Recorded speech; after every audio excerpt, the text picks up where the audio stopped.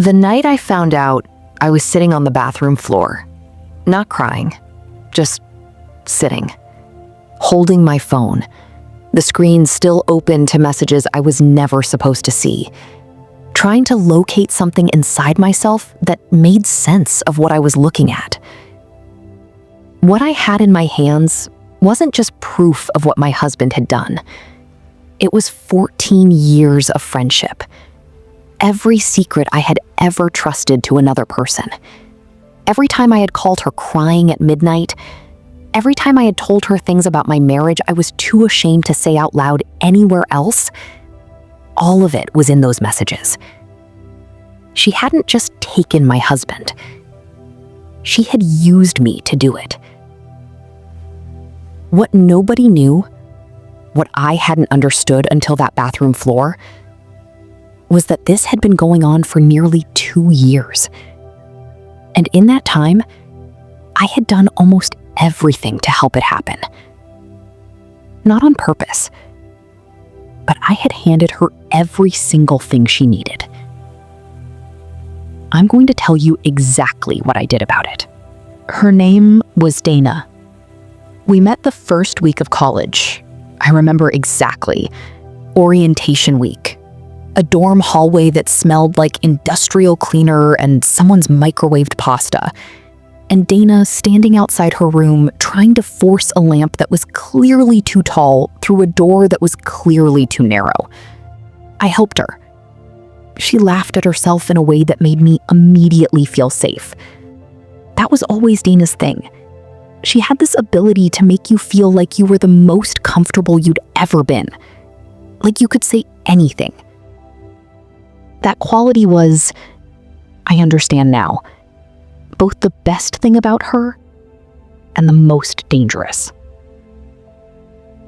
We were inseparable for college, roommates for 2 of those 4 years. After graduation, life moved us to different cities, different jobs, different versions of ourselves. But we came back together. That's the thing about certain friendships. Time doesn't erode them the way it should. You pick up immediately. You fall back into the rhythm of each other like no distance happened. I married Daniel when I was 28. Dana was my maid of honor. She gave a speech at our wedding that made everyone cry, including Daniel, including me. She talked about the kind of woman I was. Loyal, she said. Loyal above everything. The first 3 years of our marriage were good. Not perfect. Nobody's are. But good. Daniel worked in finance. I worked in healthcare administration. And we were busy in the way that young married people are busy.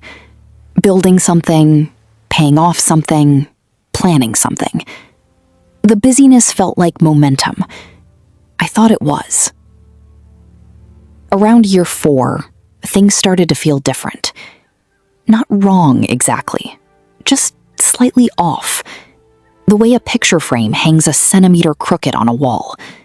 You notice it every time you enter the room, but you keep not fixing it. Daniel became quieter, not in a cold way, in a retreating way. Like there was a room inside him with a door that used to be open and now wasn't. I told myself it was stress. His firm was going through restructuring. I told myself it was a phase. I told myself a lot of things. I started calling Dana more during that period. She was the person I called when I didn't have the words for something yet, when I needed to talk through what I was feeling before I understood it. And she was good at it. She listened in this specific way she had. Quiet, unhurried, asking exactly the right questions. She never told me what to think. She just reflected things back to me until I could see them more clearly. I told her everything. I want you to understand what everything means. I told her that Daniel had stopped reaching for my hand when we walked. I told her about the night I had tried to start a conversation about our future, and he had looked at his phone 3 times in 4 minutes. I told her what I was afraid of. I told her what I thought I might be doing wrong. I told her my specific vulnerabilities, The ones I had carried since childhood. The fear of being too much. The fear of being abandoned. The particular way rejection had always landed in me. There was one small thing that didn't make sense at the time. I had texted Dana one afternoon, a Tuesday, I remember, because I had a budget meeting that morning that ran long, and she didn't respond for almost 6 hours. Dana responded to texts in minutes. She always had. When she finally replied, she said she'd been at a work thing. She named a colleague I didn't know. She was slightly too detailed about it, in the way people are when they're not lying exactly, but they're constructing something. I noticed it. I filed it away without understanding what I was filing. That was the first thread. I didn't pull it. The year I turned 34, Daniel started working late. Not every night. That would have been too obvious. 2, maybe 3 nights a week, and always with a reason attached. Client dinner, end of quarter push, team drinks he couldn't skip without it looking like a snub. The reasons were always reasonable. That's the thing I've learned about deception done well. It doesn't announce itself. It comes dressed in reasonable clothes and shakes your hand at the door. Dana and I fell into a pattern during that time. Wednesday evenings, if Daniel was working late, she would come over. We'd cook something together or order in, drink a bottle of wine between us, and talk for hours. She became, and I mean this sincerely, the most stable thing in my life during that period. When everything with Daniel felt uncertain, Dana felt solid.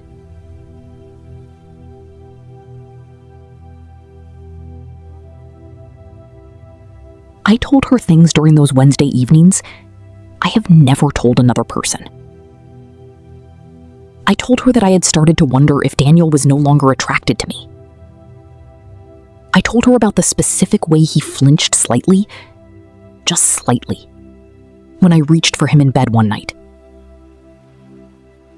I told her about the password he had changed on his phone. I told her my fear that I had become invisible inside my own marriage. She never flinched. She never looked uncomfortable. She looked at me with this expression of pure, attentive concern.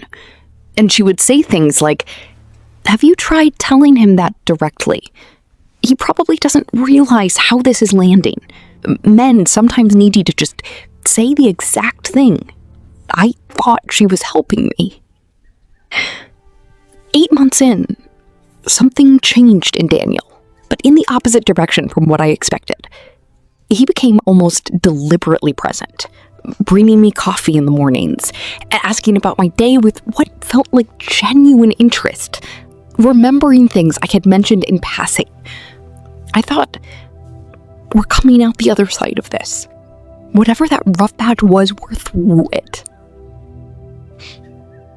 I told Dana.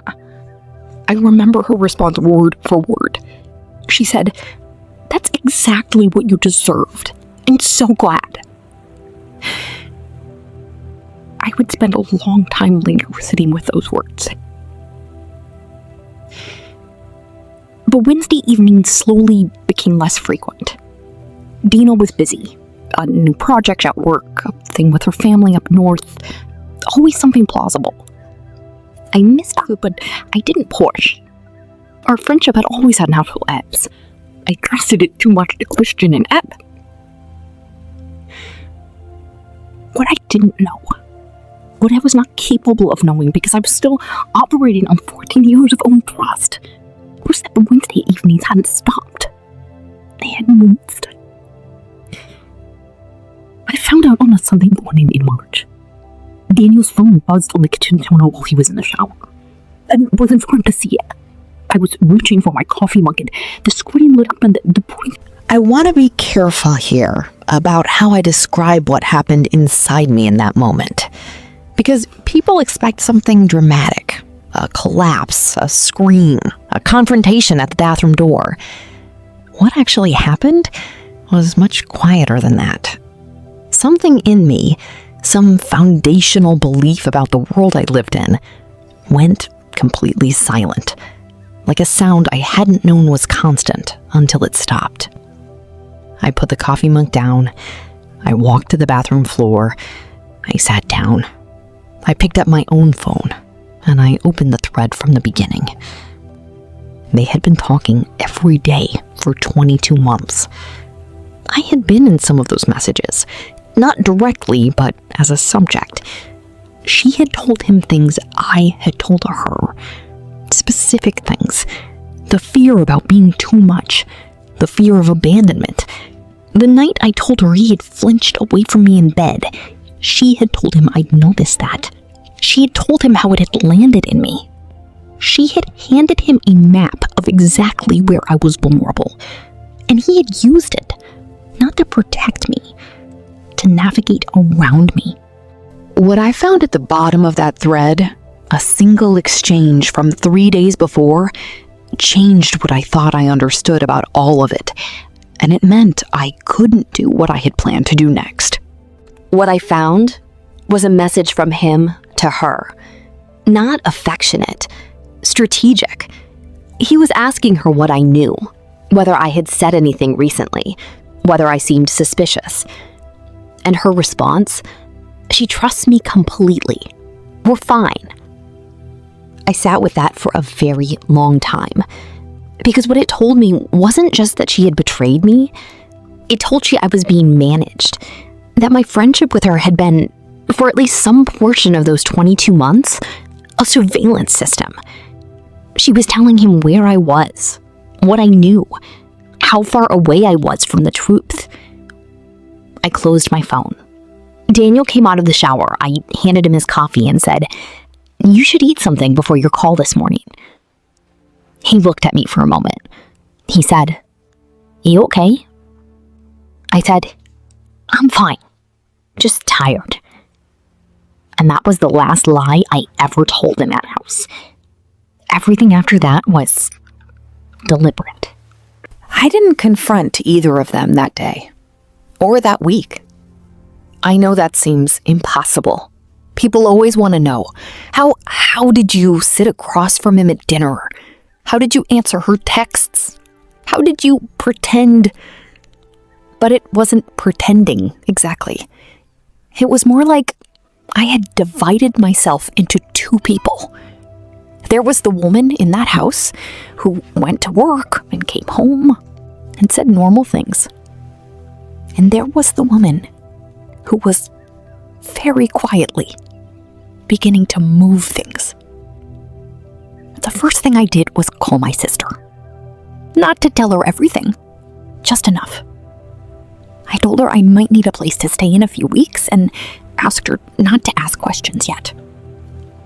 She said, "Okay, the room is yours whenever you need it."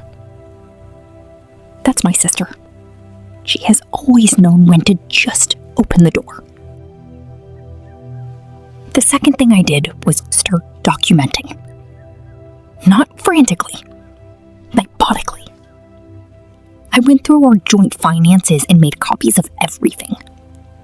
Dana texted me that week. "Miss our Wednesdays. How are you?" I replied, "I know, crazy busy lately. You?" She sent back a smiley face and something about a work deadline. I stared at that smiley face for a long moment. I thought about the 14 years behind it. Then I put my phone down and went back to what I was doing. I had consulted a divorce attorney by the end of that first week. Just a consultation. She explained my rights, what documentation would be useful, what the process looked like. She was matter-of-fact and very good. And at the end, she said, "You seem very calm for someone in this situation." I said, "I'm not calm, I'm focused." She said, "Good, that's better." The third thing I did, and this is the part that people don't expect, was that I became warmer with Daniel. More present, more attentive, not in a manipulative way. I want to be precise about this. But because I had stopped performing the role of worried wife trying to save her marriage, that performance had been exhausting, and it had made me smaller. Now that I knew What happened next wasn't dramatic. I want to prepare you for that because I think people expect a confrontation scene. Raised voices, accusations, a door slammed. That's not what I built toward. What I built toward was something quieter, and I think much more permanent. At the 6-week mark, I told Daniel I wanted to talk. I sat across from him at the kitchen table, the same table where we'd eaten 1,000 dinners, the same table where Dana had sat with her wine glass and her borrowed warmth. And I laid out what I knew. Specifically, calmly, with documentation. I wasn't angry. I wasn't crying. I had already lived through the anger and the grief on my own time, in my own space, without an audience.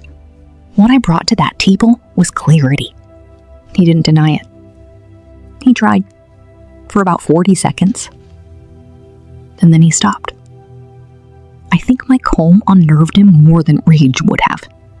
He had probably rehearsed for rage. I told him what I wanted.